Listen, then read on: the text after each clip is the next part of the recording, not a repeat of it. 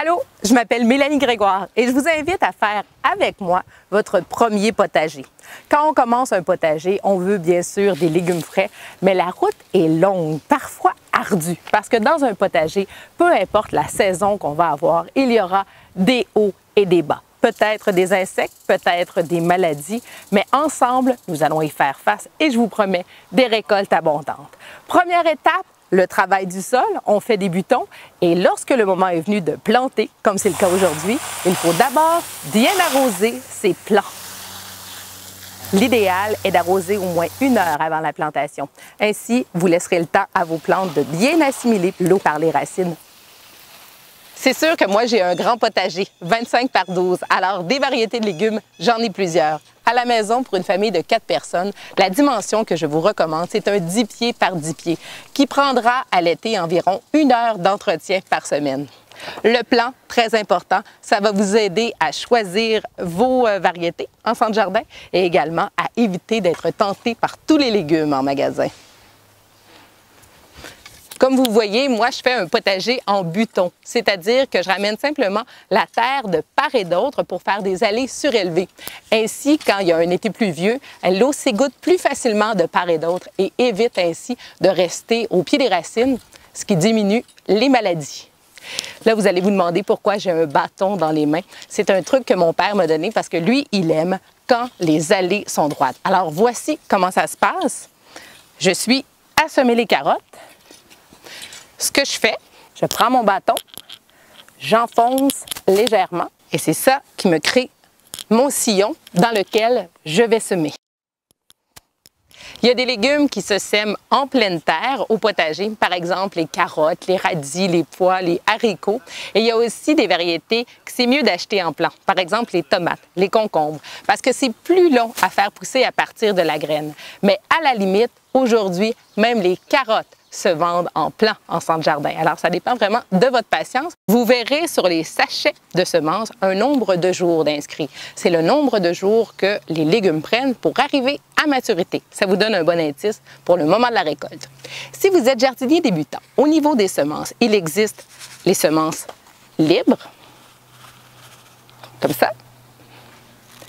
Et il existe également les semences en ruban. Si vous commencez, c'est peut-être une bonne idée de commencer par celle-ci parce que ça évite l'étape que nous allons faire dans quelques semaines, qui est l'éclaircissement des rangs.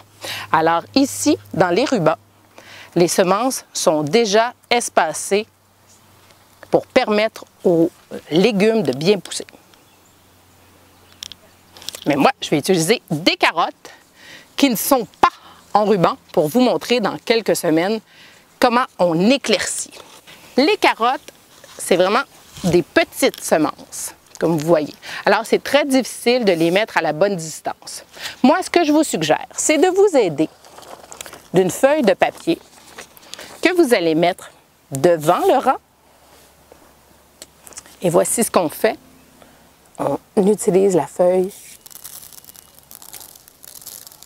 pour mieux voir nos semences et ainsi les déposer bien droit dans le sillon et un petit peu plus espacé que ce qu'on pourrait réussir à faire à la main.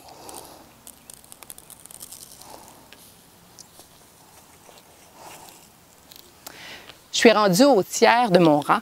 Je m'arrête. La semaine prochaine, je vais faire un autre tiers et dans 3 semaines, un autre tiers. Ainsi, je vais étaler également le moment des récoltes. C'est un bon truc, ça, parce que des fois, il y en a beaucoup en même temps. Ce qu'il me reste à faire, aller chercher le râteau. Au niveau de la profondeur de la semence, c'est toujours égal à la grosseur de la semence. En fait, plus les graines sont petites, plus elles sont en surface, plus les graines sont grosses, plus elles sont en profondeur. Alors ici, au niveau des carottes, c'est vraiment superficiel. On rajoute un tout petit peu de terre avec le râteau.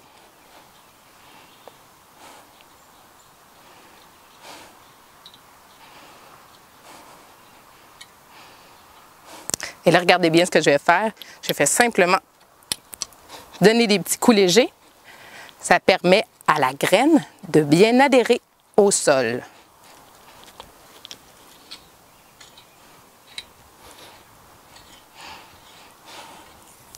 Reste plus qu'à identifier notre rang pour savoir où on était rendu et quand on a fait les semis. Parce que les carottes, des fois, ça peut être long, jusqu'à 20 jours avant que ça lève.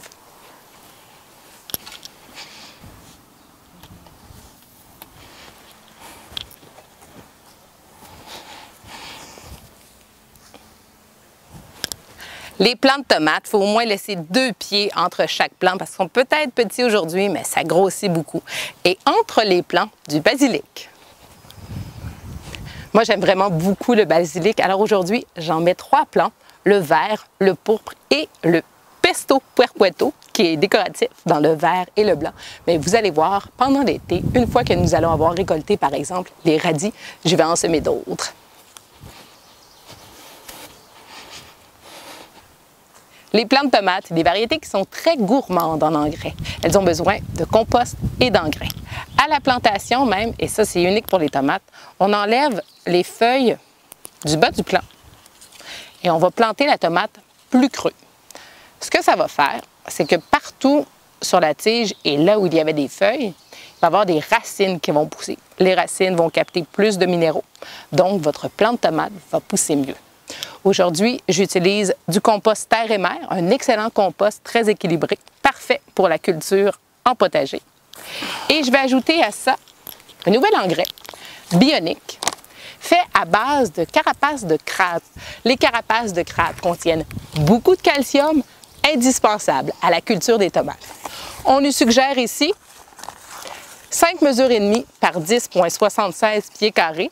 J'ai 12 pieds par un pied environ, donc 12 pieds carrés. Je vais utiliser une mesure par plant.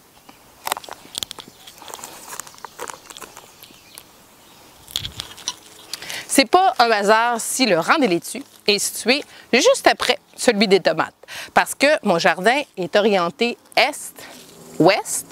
Les tomates vont bien grandir et faire de l'ombre à mes laitues. C'est excellent parce que les laitues, dès qu'il commence à faire trop chaud, elles montent en graines et on ne peut plus les récolter.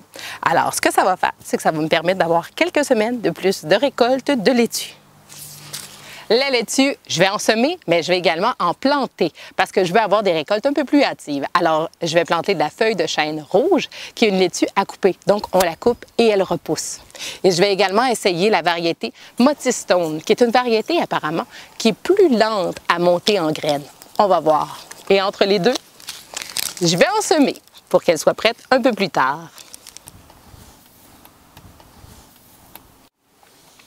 Là, à la maison, je vous vois vous poser la question, comment ça se fait que les semences de laitue sont roses? C'est parce qu'elles sont enrobées d'amidon de maïs. C'est naturel. Ce que ça fait, c'est que ça fait grossir la semence. Alors, je peux les mettre immédiatement à la bonne distance. Ici, 2,5 cm. Le dernier rang, je l'ai gardé pour la famille des cucurbitacées, par exemple les concombres, les courgettes également. Pourquoi? Parce que ce sont des variétés qui ont besoin d'espace. Elles vont ramper ou grimper selon ce que vous leur donnez. Et comme elles peuvent envahir les autres rangs, je leur laisse beaucoup d'espace. Particularité chez les cucurbitacées, ces plantes détestent qu'on touche à leurs racines. Alors, habituellement, ce que je propose, si vous les partez à la graine chez vous, c'est de les semer dans des pots de tourbe qu'on peut planter au jardin. Aujourd'hui, j'ai des pots de plastique, alors je vais redoubler de prudence et je les ai bien arrosés avant. Alors ça aussi, ça facilite la plantation. Je commence avec le concombre citron qui donne un concombre jaune, à peu près de la grosseur d'un citron, rond, succulent. À essayer, vraiment.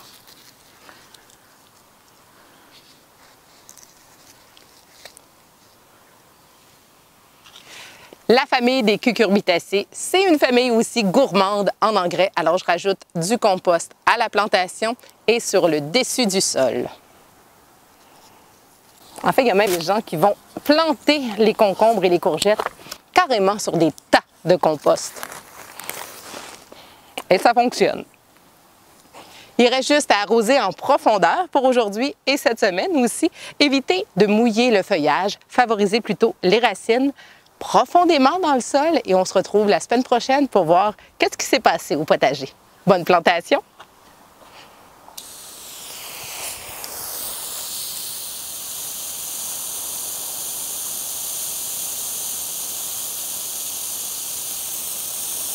Vous avez des questions par rapport à votre potager? Écrivez-moi sur ma page Facebook, Mélanie Grégoire, horticultrice. Domino, assis, tape là-dedans. Oui, on a fini le jardin.